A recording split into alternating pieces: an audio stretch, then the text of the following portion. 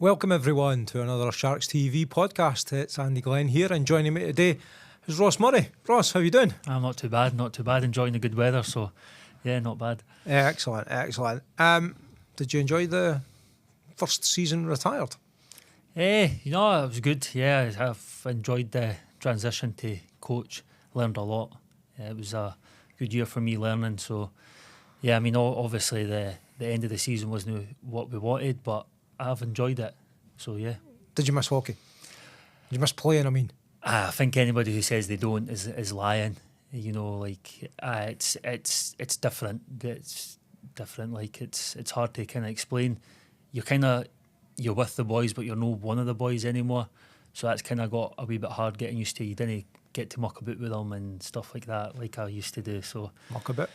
You keep talking about mucking about and what happens in the bus stays in the bus. You never shared any stories, though. I will never share any stories. But no, it's definitely different. But I enjoy it. I prefer it, to be honest with you. I do prefer it to an extent. You just know when you get older. Everybody goes through it. I think it doesn't matter if it's in sport or just in life. You kind of grow out of what you used to be, and you kind of grow into somebody new. And that's kind of what I've done this year, and I've kind of enjoyed it. I prefer it. What do you prefer about it? Less sore. No bruises, no black eyes, that kind of stuff. But no, it's just, I think it's just a transition in life. Everybody kind of goes through, and I kind of prefer it. I'm at peace with kind of what I've done in my playing career, and now I'm looking forward to what I want to do in my coaching career. Were there times throughout the season when it's a tight game and you're seeing things that maybe you as a player could have influenced, be it a scrap or something like that you kind of either wished you could go on the ice and influence the game in a way, or telling somebody to do something the way you would have done it in the past, making them do it? I mean, there was definitely some games where I felt like, if I was playing, I could have maybe done something. But I think that's just kind of natural to feel that. So, but I mean, there wasn't many moments I thought I wanted to get involved. Maybe when it was kind of rough and tumble, I kind of felt I got a wee spark inside me I'd want to do it, can play again. But there wasn't many times I thought, you know what, I definitely want to be on that ice. I kind of like being, I've said it before, you kind of go from being part of the team, part of the army, to then kind of becoming like a commander. I kind of enjoy that side of it. I would really have fancied you on the ice for that last home game against Hull. You remember it? Where Bobby Chamberlain cross-checked Jordan in the chin, and we needed somebody like you in there. I was away with the 19s. I came in halfway through that game. I was away with the 19s in Glasgow, and I just came back just in time to just catch the end of carnage. It. Yeah, end of it, where Kyle and Stents both. Yeah, they both got a game. Right there. So I just came in just while they were walking off the ice in between the second. Was it in between the first and second? I think it was the end. It was either the end of the first or the end of the second. Yeah, I just literally walked out of the building and started to get changed, and I just caught the after of it. But that's the kind of, you miss that wee adrenaline rush. I think that's the only thing. Like on the bench, I've tried to be quite calm and collective. I never get too high or too low. Try to be kind of calm and that. So when it kind of kicks off, you do get that wee feeling back in the stomach, but it's almost gone for me now with that. I don't get so hyped up about it. Well, you say you didn't get too high, you didn't get too low, but there was certainly one post-match interview with me where you were, I think the colloquial Scottish term is raging. It was the bees weekend. Yeah, so I'd seen the writing on the wall. I kind of thought I look back and I know a lot of fans were saying, "Oh, he's been a bit harsh. He was being this, he was being that." But I'd asked the boys prior to that at the beginning of the season what their goals were. So the way I see my role is I'm assistant coach. My job is to assist Spud, assist the team in whatever they want. I don't set the goals. That's Martin's job, and higher than me to decide what direction we're going in. So I'd asked the boys what they wanted to achieve this year, individually and stuff like that. And they're all telling me, top 4 playoff team, they want to hold themselves to a higher standard. And I just felt that weekend they let themselves down massively. Even though we did get a 4-point weekend, it wasn't winning the way they wanted to win. And it frustrated me to hell, to be honest with you. I feel like just because you win doesn't necessarily mean you're winning in the right way. You can lose and still losing the right way, if you know what I mean. So it was one of them where I just felt we're heading in a wrong direction here, and we kind of needed a foot up our backside. That makes sense, because you in the past have said to me that you hate losing. Oh, I hate it. I hate it more than I like winning.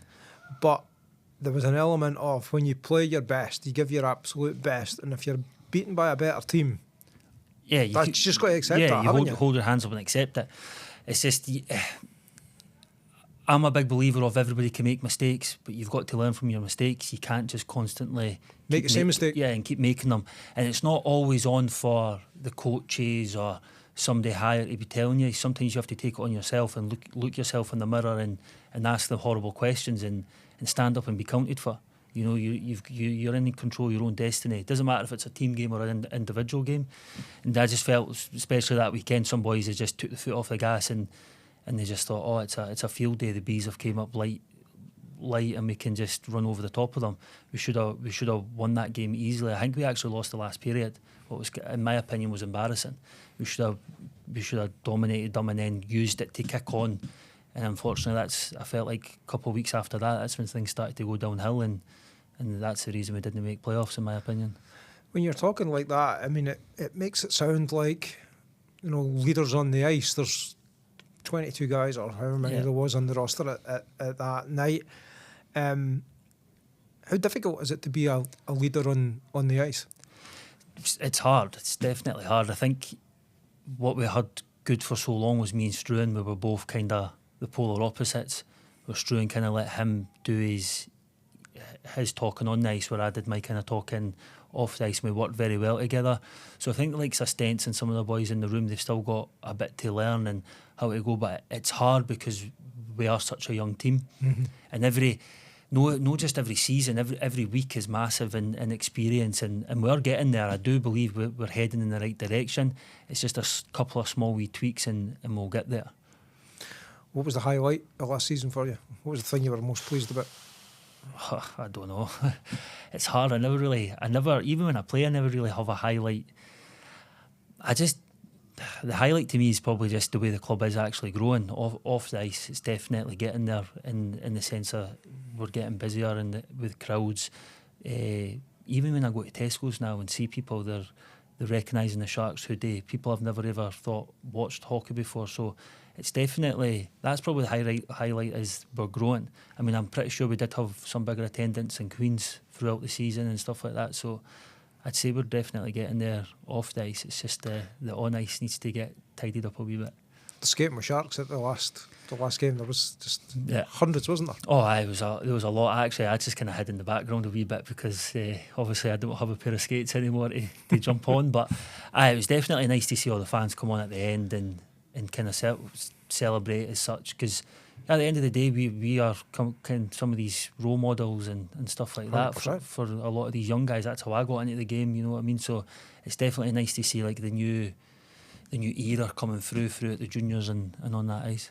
Well, what makes you most positive about the future when you talk about some of the young players coming through? Who is it you're looking at, and what you seeing that the Sharks fans should be excited about? I mean, you've got young wee Bailey coming through.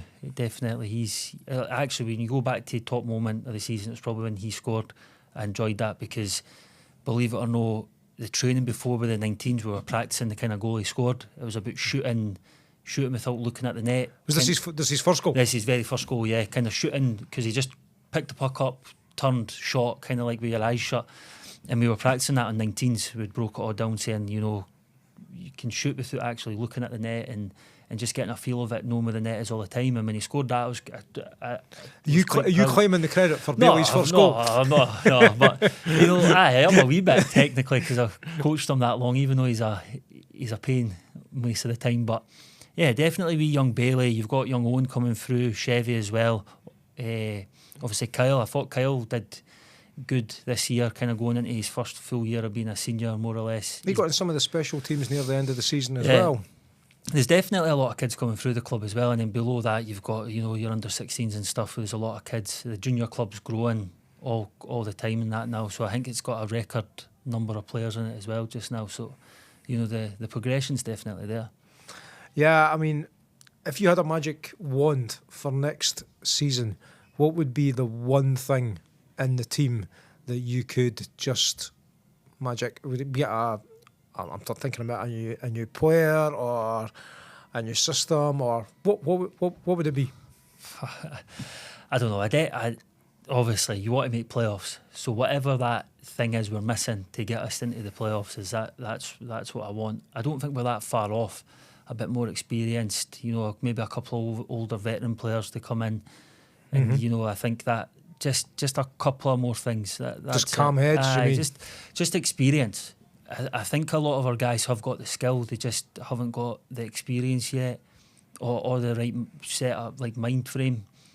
So if we can just kind of get over that hurdle, we'd definitely. I'd like to say we're going to be a top 6 team next year. Do you think your view of how much you hate losing?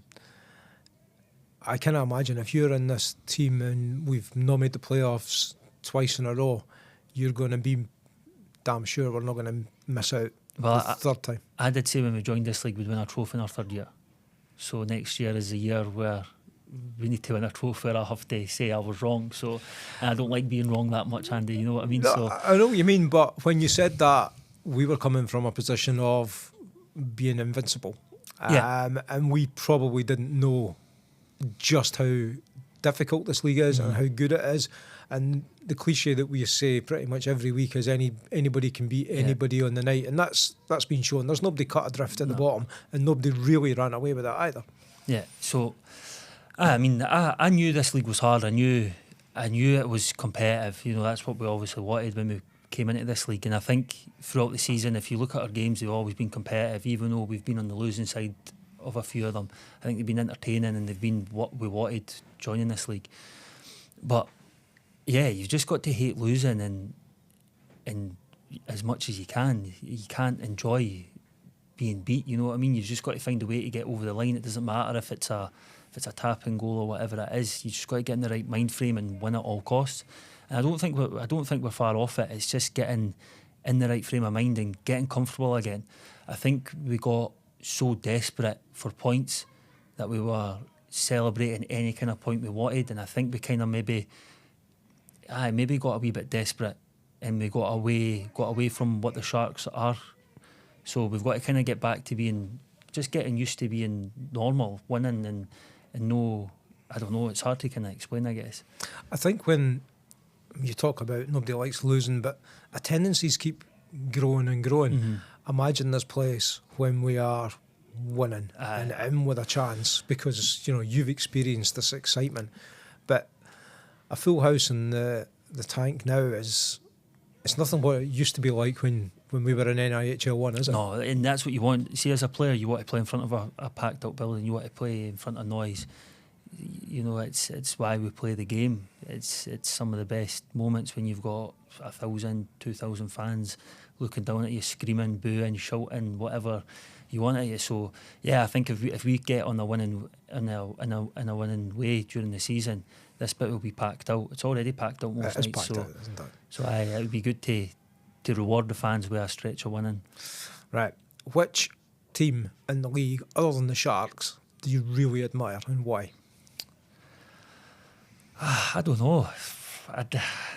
It's a hard one because I didn't really. I meant to ask hard questions. That's my gig. I mean, I like what Leeds have done. I think when you play in Leeds or coach in Leeds, I like how the building's always packed out. I like their kind of energy out of their ice rink. But believe it or not, I like Hull. I like the way Hull are. I like how they're. You and I can't be friends anymore. I think it's the whole. You love them if you're a part of them, but of course, if you're against them, you hate them. And that was kind of always my thing when I was playing. Everybody loved to hate me, but if I played for you, you loved me. So I kind of like that whole Hull. I feel like they're like a band of brothers. If one's in, they're all in kind of thing, and I respect that from them. I think it's class what they do. And they're dirty sometimes, but at the end of the day, if they win, they're effective. Yeah, exactly. So they're effective, and that's a mindset I've had, and I think it's do anything you can to win. Nobody talks about how you win. They just remember you win. Yeah. So do it at any cost, and I think Hull try to do that. Right. Well, then the question is, should the Sharks be more like Hull? Maybe in a mindset sense, yeah, but I mean, I wouldn't change the way we play. I think we play really nice hockey sometimes, and I think if we could get back to doing more of that and just get more comfortable being the kind of dominator, if you know what I mean. I think we're really bad at sometimes if a team goes at 60%, we'll only go at 61%. I think that's why you see us playing so well against the top end teams, and then the teams kind of at the lower end of the table, we kind of drop our standards a wee bit. If we can just get used to being the force that we know we can be and get comfortable being that, we can really do something. Well, it's going to be difficult next season because we're playing a whole load of away games first. Your thoughts on that? It is what it is. You know, I mean, this bit's improving. You know, the building's getting a whole revamp. So it is what it is. I know it's not ideal, but we need to pick up some points early doors, don't we? Yeah, definitely. Yeah, but you know, you can look at it away a sense of we're going to be on the road to begin with. Yeah, but you know, we're going to get a stretch of home games at home. You know, so technically, you know, if you look back at these 2 seasons, we've had that spell where the curling's been in and we've kind of lost our form.